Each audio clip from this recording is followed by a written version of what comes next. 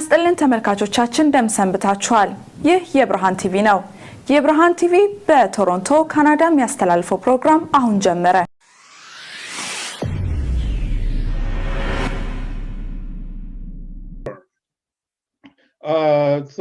The title of my presentation is Ethiopia descending or ascending since November 4, 2020? And descending, I would like to bring, descending defined, obviously, as you know, moving downward, ascending, moving upward, descending, sinking, or nose diving. And the media, according to BBC, Al Jazeera, CNN, The Guardian, The Economist, The Global and Mail, Toronto Star, The Washington Post, the New York Times, and multiple digital and traditional media platforms are describing the case since November 4, 2020 as Ethiopia is descending into, I'm using with those there, one of the languages that actually highlights all of their assumptions. Ethiopia is descending into an arena of barbarity and madness. So that to them, Ethiopia is descending into barbarity and madness. Why? You ask them why, and then all of them agree that because Ethiopia's Nobel Prize peace winner, PM, is waging war, according to them, waging war against its own people.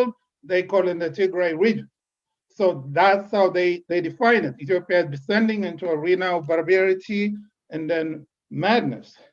So in this way, those people, the people and the media outlet that I mentioned above, I call them the promoters of the descending doctrine. And then, so using Nobel Prize as a concept, and then what they call the war in Tigray as their data. So their conceptual lens is the Nobel Peace Laureate. That's Nobel, the Peace Laureate, that's their conceptual lens examining Ethiopia.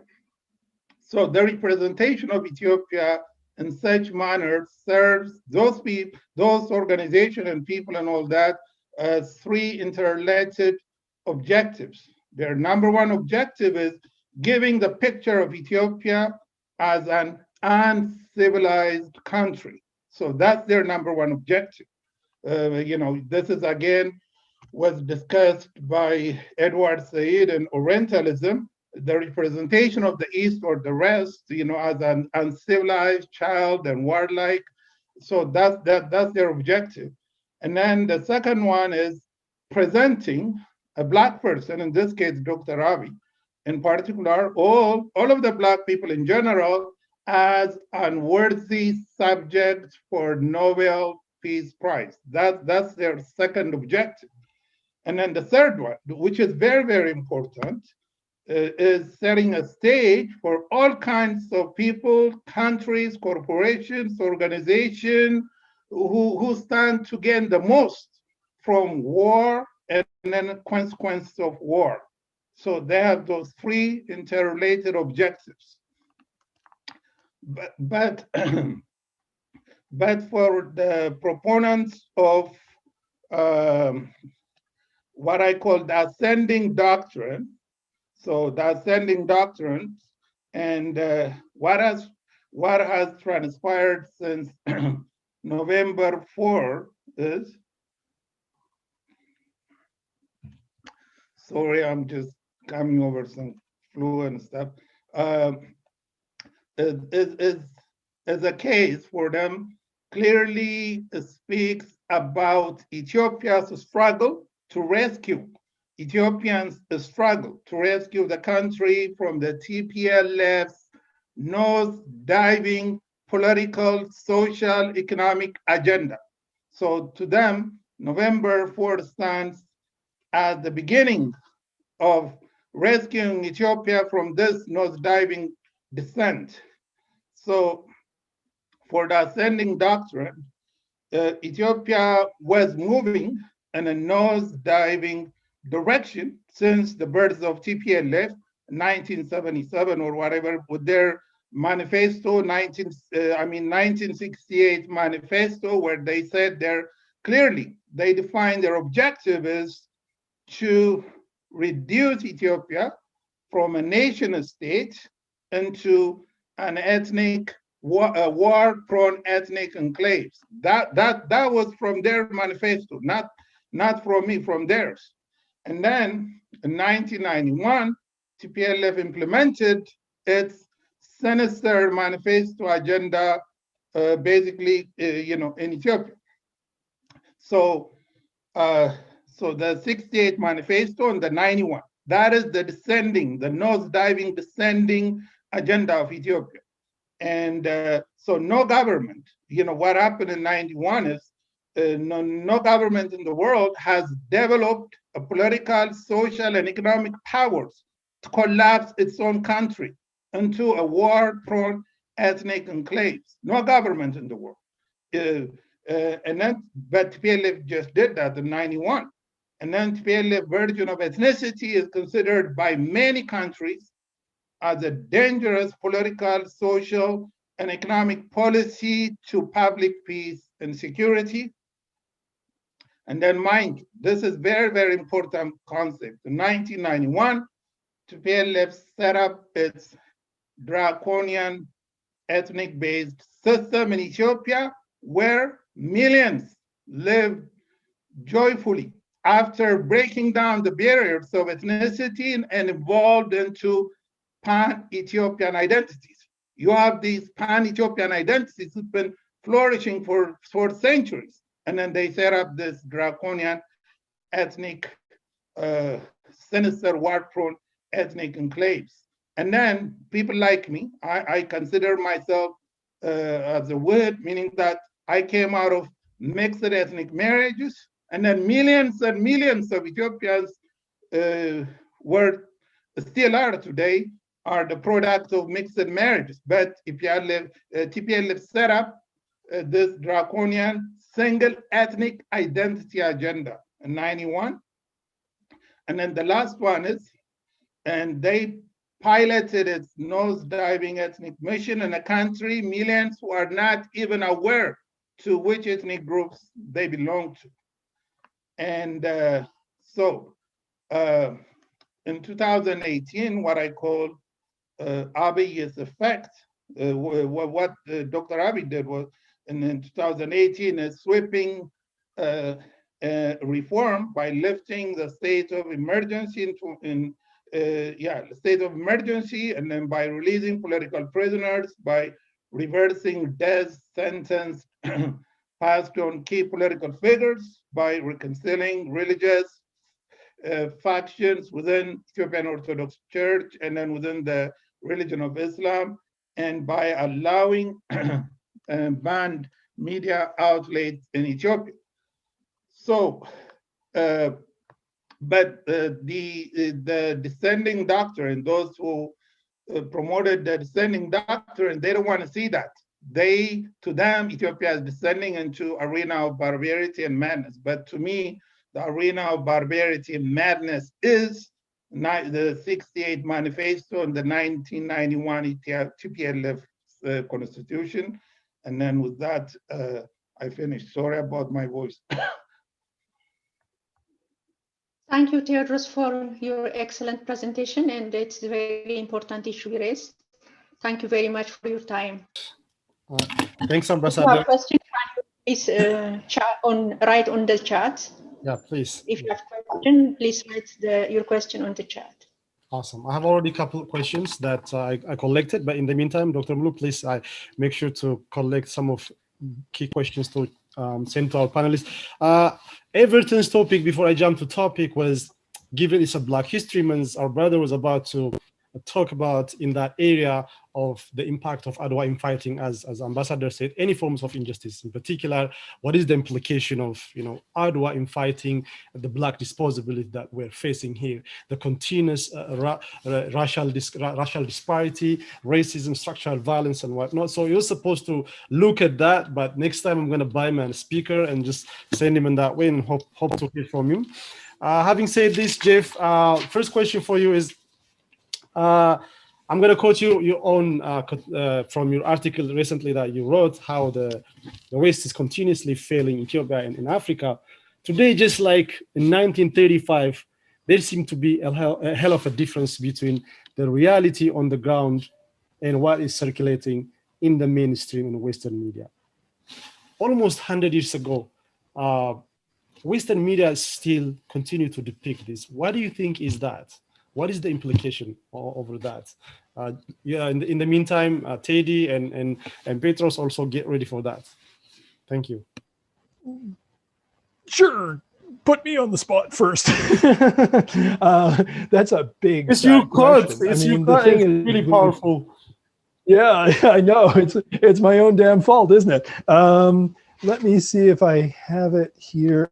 Oh, where did I put it? Oh, here it is. Here. Have an exhibit. This is, believe it or not, a propaganda piece of crap.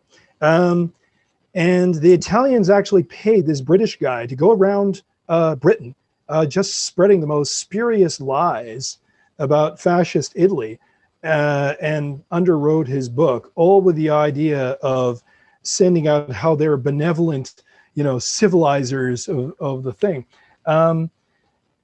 All I can think of is to hearken back to what we discussed before is, and I'm writing about this in terms of the new book, is we don't get anything else but the negative in terms of Africa as a whole. There was a young woman who, not just to promote myself, but there was a young woman, young journalist who wrote a book called The Bright Continent.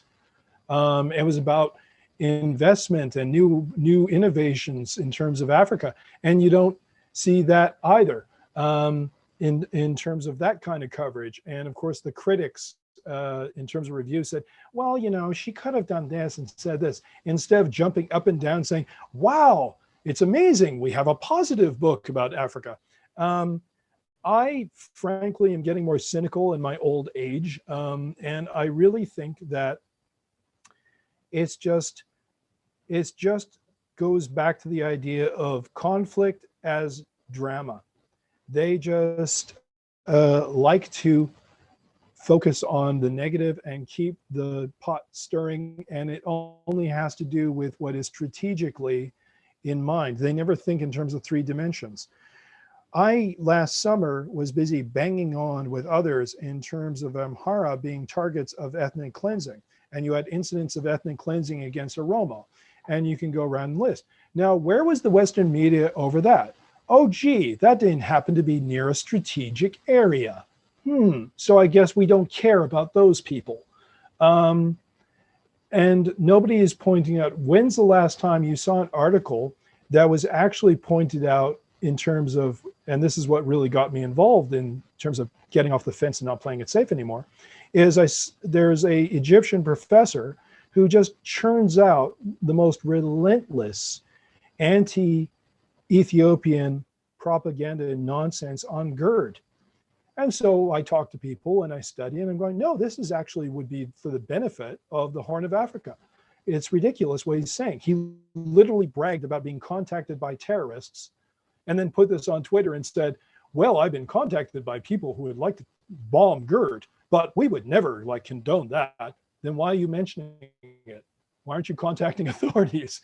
This guy moderates conferences on what's happening in terms of Tigray from Cairo, and he's doing this. And this is a go-to guy.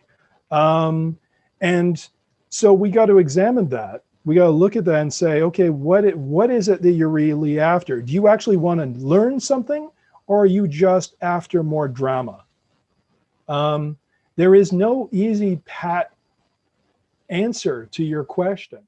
What we have to do is what I said before in my presentation is we have to jumpstart things and shame the bastards into paying proper attention. Because why is it that you have Black Lives Matter, but you still have this framing of Africa where white guys from Crisis Group and the academic vampires are the world authorities on Ethiopia and they're talking, but they're not getting Africans to speak? Make me obsolete. Put me out of, I don't get paid for this, but put me out of this job. Get somebody like you. Get somebody like Naman Zelike. Get somebody like the ambassador. Force them to talk to you. Force them to get you guys. That's what we have to do. And I'll stop.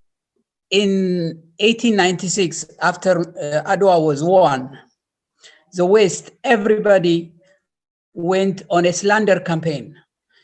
At the time, newspapers, medias, all were humiliating, dehumanizing Ethiopia and the African world. Okay, that was an issue. So they don't want success in the Black world. Okay, if somebody is rising up, they want to dehumanize it. They want to belittle it. So that has to be clearly understood. So how do we overcome it? Okay, we work ourselves, for ourselves, with our might, with our capability. Okay, how did China become prominent? Okay, how did China become prominent? They worked for the last 20, 30 years undercover, more or less on their own. They built 700 cities and moved 700 million people out of poverty. They did it themselves. In so doing, they used some strategy whereby they deployed their resources where they do most. Okay, they moved people into the cities and invited multinational companies to come and those companies begged China to go there, and China imposed asking them to bring your technology and hire Chinese. So China became the manufacturing hub of the world. Okay, they earned themselves a role in the world stage by working. So if for Ethiopia to be Ethiopians, we are already leading the world in certain significant aspects. For example, no country in the world has planted 10 billion trees in 2 years, greening the world, providing enormous contribution to climate change. So what? These countries, okay, they are all eyeing on Ethiopia to invest. Okay, now if we work day and night, we have all the resources. If we can turn around, all these industries will be begging in to come to Ethiopia.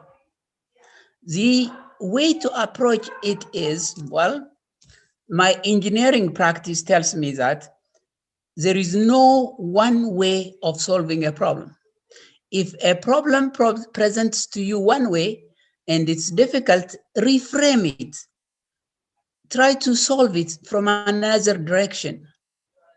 Okay, why are we preoccupied with the repeated, recycled, the same news, false news, ugly news that is being repeated from one media, from one network, through another network and so on, and largely because of one paid liar or two paid liars? That's what's happening. We can't be able to change the course. I'll tell you, okay, about the GERD. Way back during the Washington Post, the Washington negotiation days, I put forward some constructive suggestions that would put the water wars of the world behind us. Ethiopia gets 1 trillion cubic meters of water annually, rainfall. Okay, it would have been nice to save that water in the Ethiopian natural gorges, okay, and keep water, save water in the good times, and be able to share it along with the riparian countries throughout the year in the future years ahead. We can have the water really flowing through the GERD dam, through the turbines, throughout the year.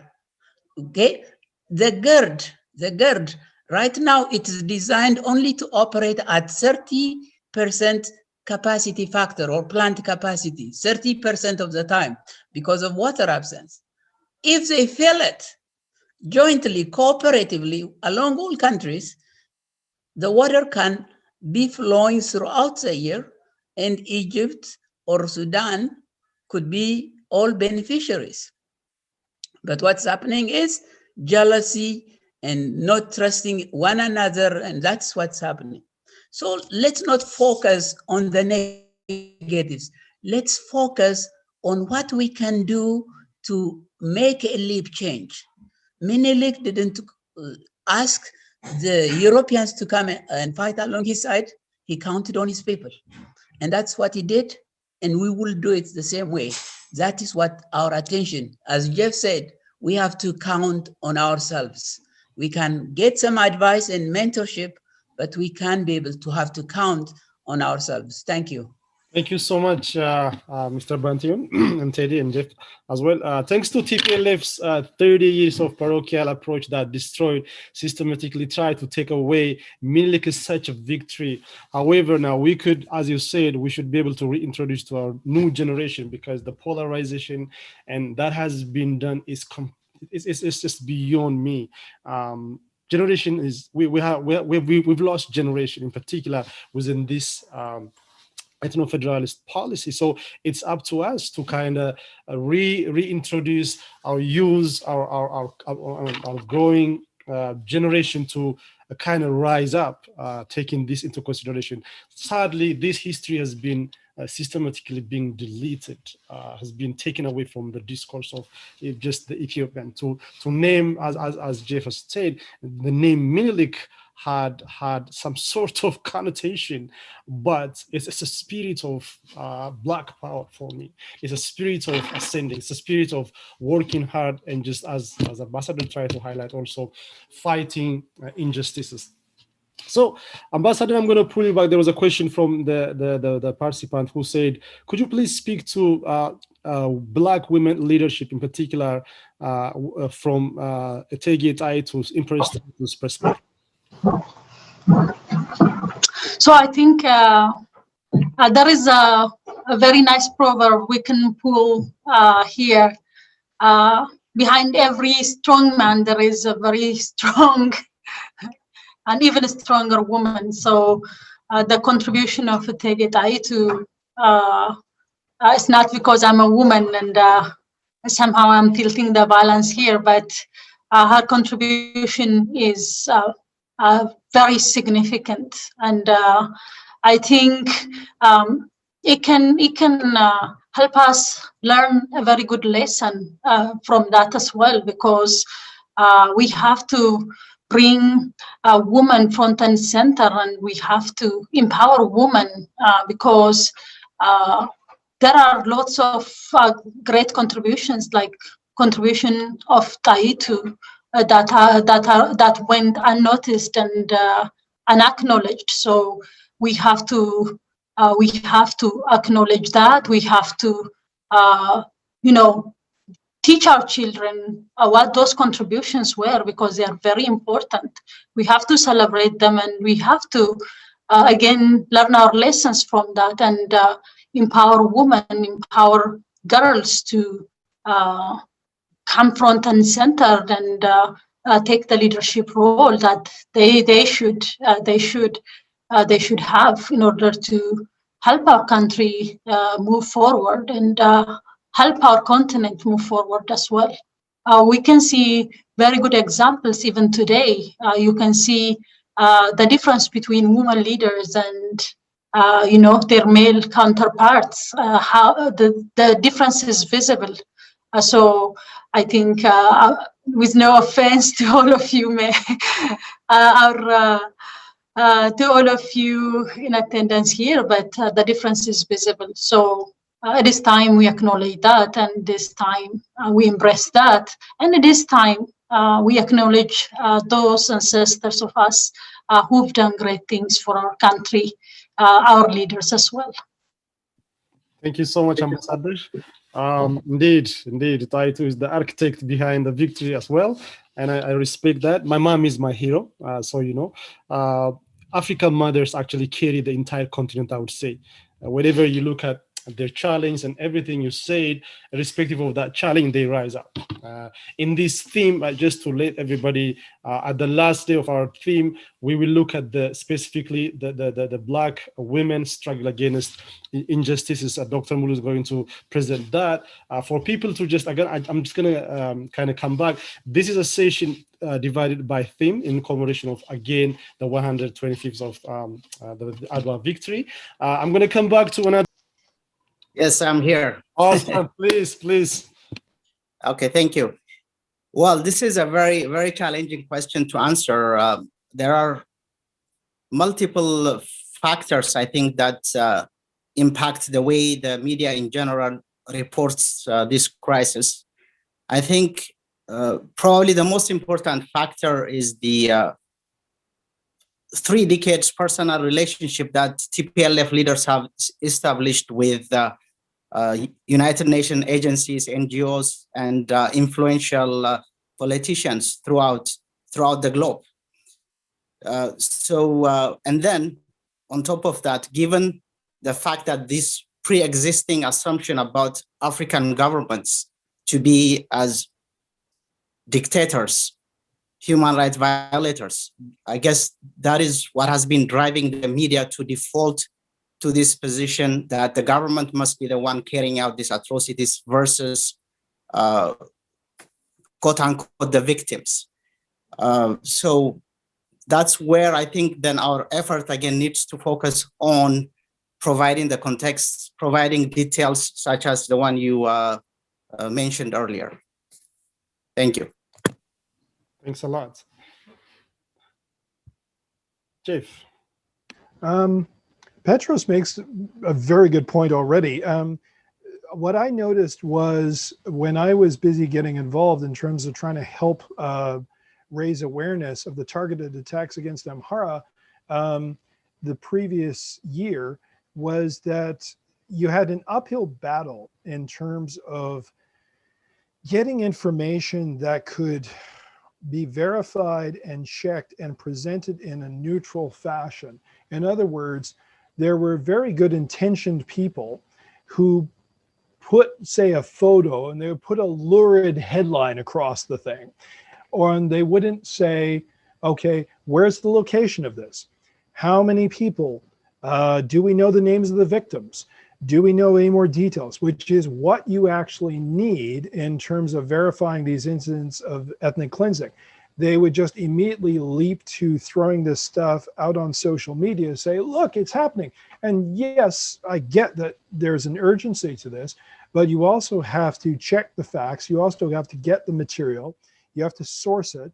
And because even a Western media operation is not going to take that material without saying, okay, where did you get this from? Who gave this to you? And so forth. So put that up against the sophisticated sort of TPLF network that already had this in place. By the time you get to Maikadra, by the time you get to these other massacres, they still hadn't learned their lesson. And it was only through the overwhelming evidence, the facts speak for themselves. And even then, I've seen reports, Tronville does this in his most recent drivel, saying, but there's like some doubt that this was actually this. And you're reading this going, oh, for the love of God. And the thing is that you have to know how to work the mechanisms. You have to learn how to work these mechanisms. There are many stories that you will never hear that are killed right in the newsroom. It's not because there's necessarily an umbrella agenda at the top of a Western organization. It's because you are also dealing with the individual biases of editors. You may get, are you still there? Or you folks are looked a little frozen there. You get the individual biases of a managing editor or an editor, and that can differ from day to day, shift to shift. But there can tend to be a consensus of opinion in terms of, well, let's push this angle, or we want this. So you're at work with that. So a lot of stuff gets killed right in the newsroom that you never see, that you will never hear about, that you will never know how that battle went to get that story out there.